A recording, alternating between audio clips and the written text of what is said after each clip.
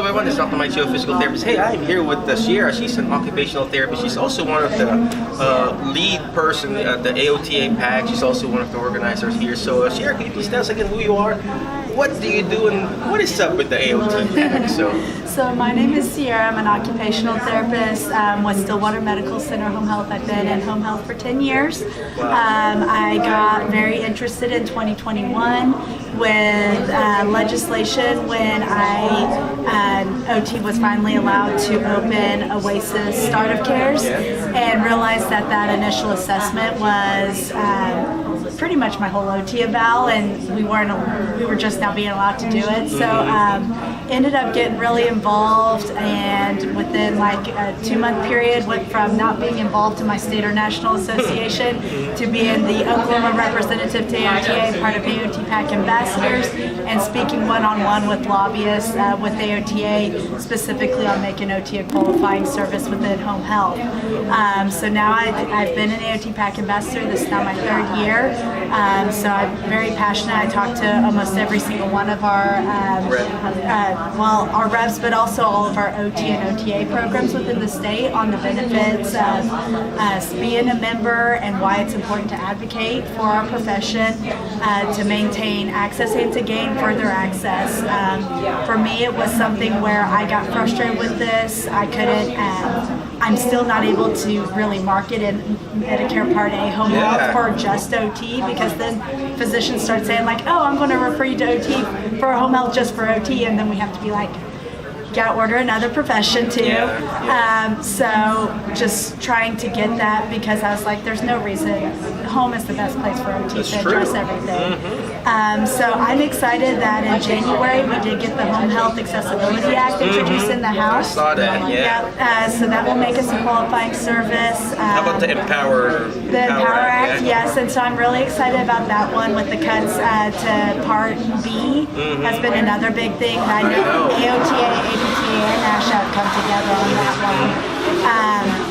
To really try and look into that 15% assistance reimbursement, and then also looking at changing that supervision requirement in outpatient clinics, requiring on-site and private-based clinics. We're still having issues with. It's still good until the end of the year, but after that, we have to be on-site again. So. And then there's the whole telehealth. I know telehealth's a big one that is expected to pass probably in December with the big they just keep on not just extend it, but approve it and permanent. And so I do telehealth all the time. So. And I know that that's a big thing, even with there's like 3 or 4 different telehealth bills proposed right now, and some of them are just general, and they're saying CMS gets to decide who gives telehealth. There's a couple that both AOTA and APTA really focus on that specifically name all the different disciplines, including OT, PT, all that can provide telehealth. So I know that they've been busy with that. I tell a lot of people, so PAC is mostly where we give money during campaigns and be in a campaign system. And that's a lot of where our lobbyists, whether it's APTA, AOTA, get their foot in the door. We actually had a really cool experience with that this past year with this home health accessibility. The lobbyist that focuses on this with AOTA actually contacted me asking about OKOTA writing a letter to Representative Hearn, who's the representative in Tulsa, on co-sponsoring this legislation. Because he's in the Ways and Means Committee, which is specifically associated with CMS that helps.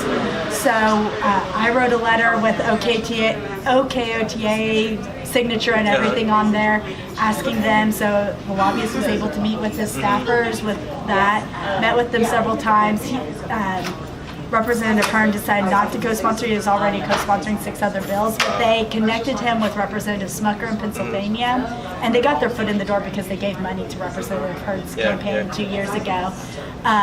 They didn't give money to Representative Smucker, but they were able to convince them to listen to our lobbyists, and Representative Smucker ended up co-sponsoring this legislation and has actually become a really good proponent, supporter of the bill, and really has sort of taken to OT and exactly what we can do at home health. So it's been, AOTA, a lot of people, I like what you said about needing to support your association. There's a lot of, even physical therapists, our membership in APTA is low. And I'm assuming AOTA is probably low too. Yeah. We need to support our association, specifically the PAC, Political Action Committee, because you can do everything on your own. You can go there, do your own self, but these are the group of people that are actually going there. And we need to support our association that way because they're already organized versus you trying to do it on your own. It's difficult, I don't want to do it myself. We'll just support our association, and then they will do the footwork for us. And some bill will be passed, some are not, but at least you're supporting it financially. I would rather support it financially than me going there and doing it myself. All right. So again, where can they find you? Your social media, your telephone number, your email, your social security, your home address, your mother maiden's name. So I am on LinkedIn is probably the best for a lot of the OT stuff. Anymore, that's probably my main thing. I don't have a lot with just the AOT PAC. If you're interested in AOT PAC or the legislative, go to AOTA.org, go to the Advocacy. Even if you're not a member, you should be able to access almost anything of that sort of stuff. If you're not a member, I do encourage you, so your membership can pay for our lobbyists and some of that. It does not pay for contributions to the campaigns, that's the PAC, but that, like I said, that's the foot in the door, so it all works together. So, but definitely, but then I also work with OKOTA and their legislative efforts, and so again, that is something that your bills help, your membership dues help us pay to be able to do that and all that. So thank you for answering the call, because many are called but few are chosen. She's one of the few chosen one. Again, thank you very much, Sharon. But before I let you go, always remember the word FAST, F-A-S-T. You gotta take action fast. Letter F, find people that will bring out the best in you, because you are the average. This is the average of me today, Sharon. Okay, next letter, take action.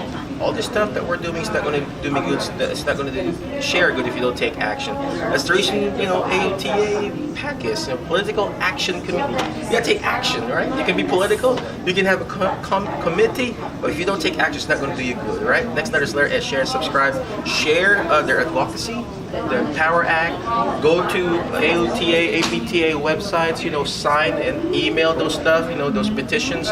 We need those petitions. It may be repetition or repetitive, but if our Congress people will see it, our Senate people will see it, oh, okay, we got more attention.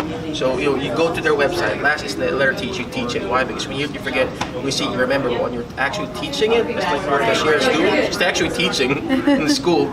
She's understanding it more. Again, thank you, Sharon. Appreciate it.